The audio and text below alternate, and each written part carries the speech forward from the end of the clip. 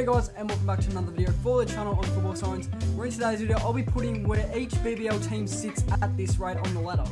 Now to be fair, I know there's only been a few games played by each team, but I think I've already kind of seen how they're playing so far and what position I think they'll finish at the end of the year. So without further ado, let's go. So I'll start off by 8th, then go to 7th, 6th to 5th, 4th to 3rd, and then 2nd to 1st. So in 8th spot, I think it's kind of obvious at this rate who's going to finish last.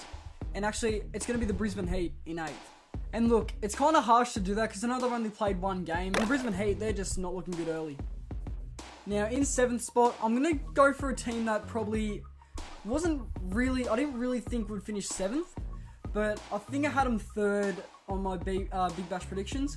And the Sydney Thunder, I'm going to put in 7th. I mean, why wouldn't I put them in 7th? What about that game they had against the Adelaide Strikers the first time? That was just horrific. 15 runs. Like, I don't think anyone knows how they managed to do that, but, you know, the Sydney Thunder, they're definitely not going to be making finals if they're going to do stuff like that. I just can't see them doing any better than what they've done. Like, how crazy is that? A professional Australian sporting team, or cricket sporting team I should say, got 15 runs. The biggest league in Australian cricket. That's probably wrong, but anyway. Well, look, the Sydney Thunder, they're in massive trouble at this rate. In 6th spot, this could be a bit debatable to some, but I've already hovered over their name. The Melbourne Renegades, I think, will finish 6th. Sorry, 6th. Look, the Renegades, I know they're 2-0 at this rate, recording this video, but like they always do, they'll start well. They'll just drop off, like, either midway or at the end of the season.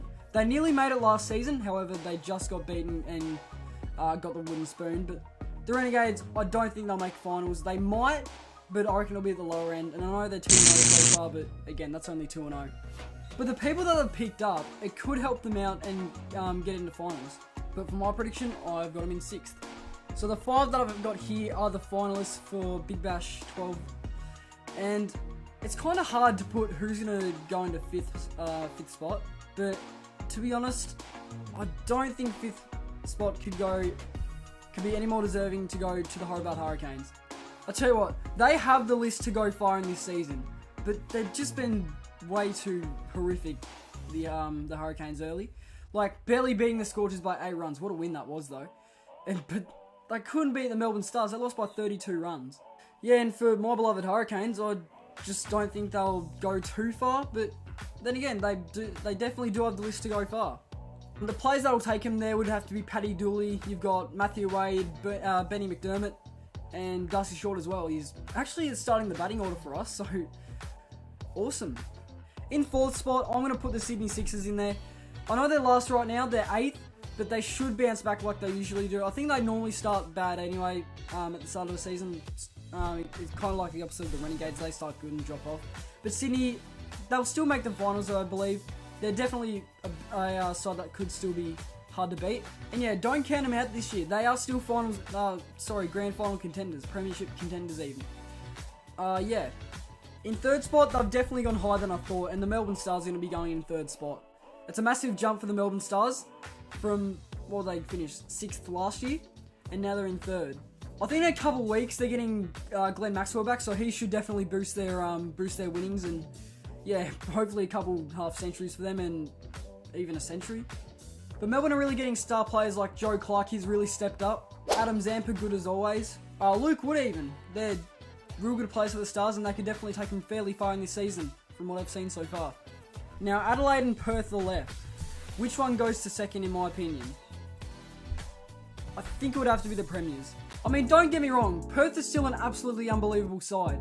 And of course, they've proved that. They've won the most premierships so far in Big Bash, and they were the premiers last year. Perth, they still got them real big players for them, like Josh Inglis, Ashton Turner, Faf.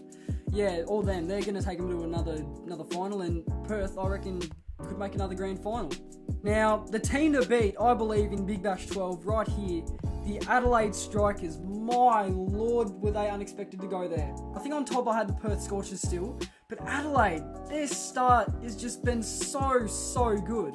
I don't know how they've been this good. Like, they bowled the Sydney Thunder out for 15. Well, they played Sydney again, pumped them in Adelaide, and obviously they also beat the Sydney Sixers by 51 runs, so they're definitely the team to beat in Big Bash 12, so look out for them. And not to mention they've picked up Chris Lynn, an absolute star at the Brisbane Heat, and that's probably another reason why Brisbane are 8th. Henry Thornton, Rashid Khan, they're just unbelievable for Adelaide. They're bowling real good, those two, and obviously their batsmen like Matt Short, Chris Lynn, yeah. And you know, I think that's pretty accurate.